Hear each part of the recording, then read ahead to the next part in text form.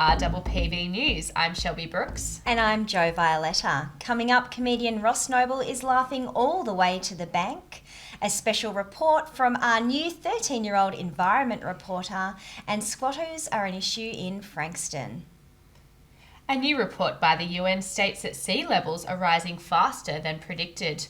Ice melt from Greenland and Antarctica could threaten all coastal areas. By the turn of the century, hundreds of millions of people could be displaced, and storms and floods could affect those living in coastal areas like the peninsula.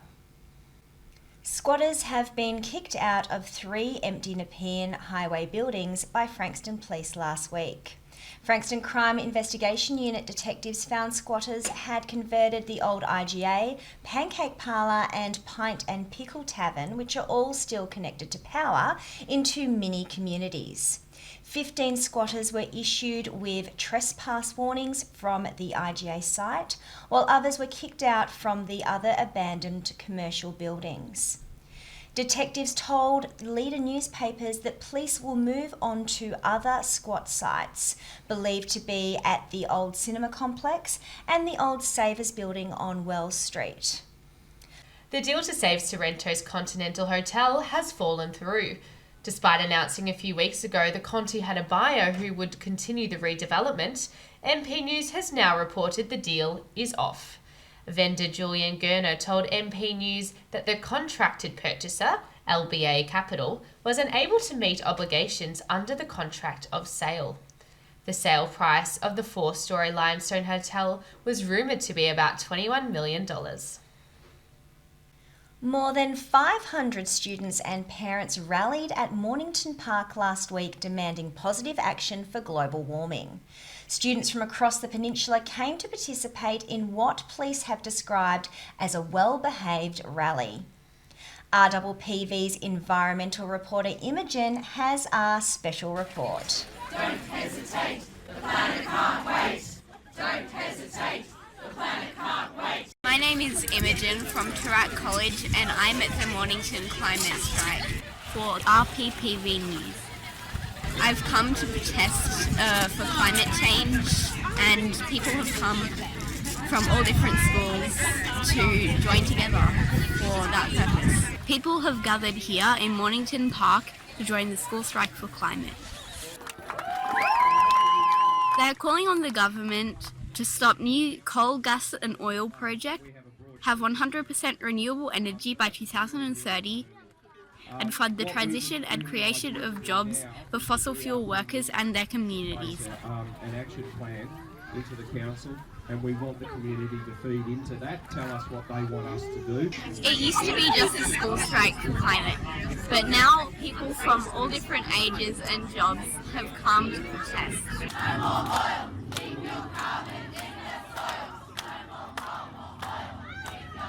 My name is Imogen for RPPV News. Don't hesitate, the planet can't. And isn't that great to have someone so young and passionate come in and help us out with telling us about the environment and what needs to be done to help save it? Yeah, well done, Imogen, and we look forward to Imogen's report next week. She is bringing in Poe, her cockatiel, to talk about threats to bird life.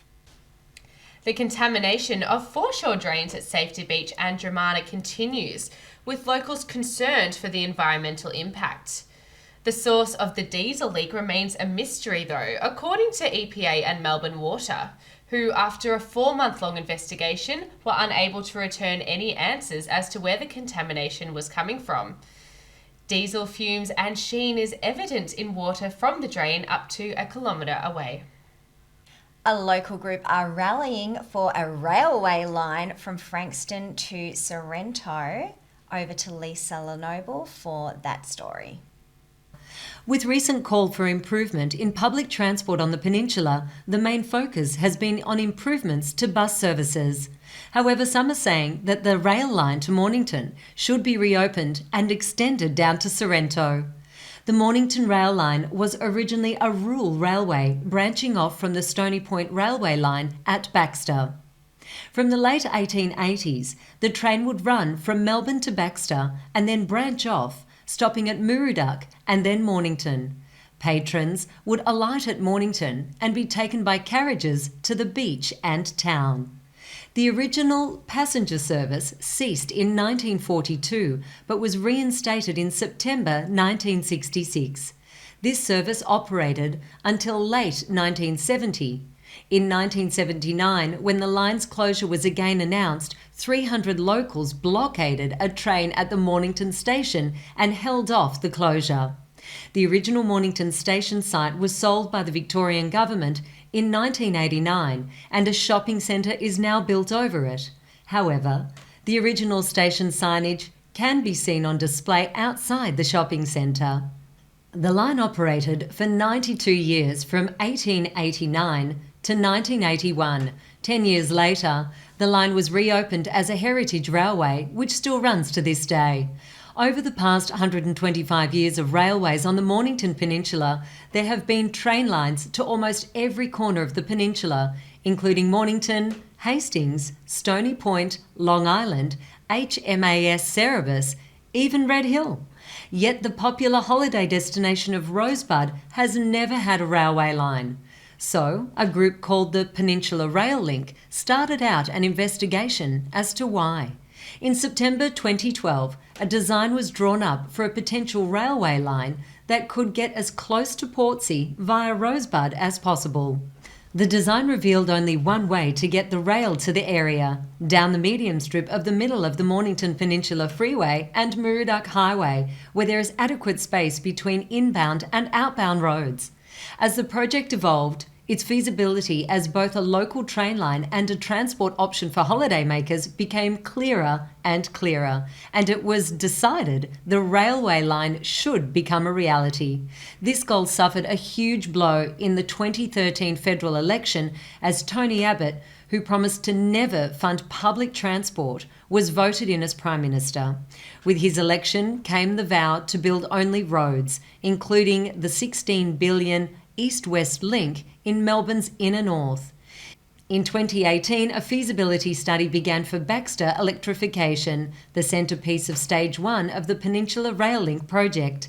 This study remains ongoing. The team behind the Peninsula Rail Link campaign will continue to work tirelessly on the project until it is built. They also continue to campaign for improved public transport for the whole peninsula. If you would like to know more about this rail project, email the designer at the address on your screen. That's it for our special report this week on RPPV. Thanks for watching. And a warning now, the next two stories refer to sexual assault. If this raises any concerns for you, please contact 1-800-RESPECT. Bayside Christian College in Langwarrin has been rocked by a sex charge scandal. Teacher Timothy Baker has been charged with 1 count of grooming and 2 counts of sexual assault by touching a child under 16 years old. The college's principal, Andrew Manning, confirmed the 26-year-old teacher had been stood down for breaching the school's code of conduct. It has not yet been confirmed that the alleged victims are students of the college. Mr. Baker has been granted bail and is due to face court on March 24 next year. An Equestrian Australia competitor and member is due to face Frankston Magistrates Court next month on 1 count of rape, prompting calls to ban the man from the sport until the case is resolved. The Age reported that Callum Edward Bucksack, a one-time Olympic aspirant, was charged with raping a fellow competitor. The Equestrian Australia board said that, to the best of their knowledge, the alleged incident did not take place at any event run by the group.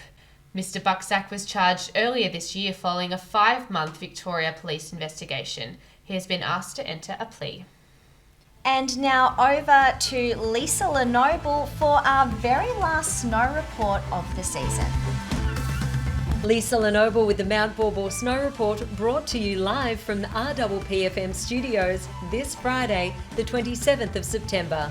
We have some excellent spring skiing under partly cloudy skies, so let me show you what we have in store for you this weekend. Friday, cloud increases as west to northwest winds strengthen. A teeny weeny bit of snow may fall on our Victorian resorts during the evening as winds change to the southwest. Saturday, clouds clear during the morning to a sunny day as southwest winds ease. Enjoy that beautiful snow. Sunday, pretty much the same. Plenty of sunshine to enjoy the gorgeous spring skiing conditions. Make sure you get out there and just have some fun. On our extended outlook, high pressure looks to dominate next week with plenty of sunshine amidst partly cloudy skies. So get up, make the most of the last official week of skiing. What's on at Baw this weekend? We have 4 lifts open, ski lessons on in the beginners area, and the frosty toboggan carpet running. Well, folks, that's a wrap for the season. Thanks so much for watching our 2019 Snow Report.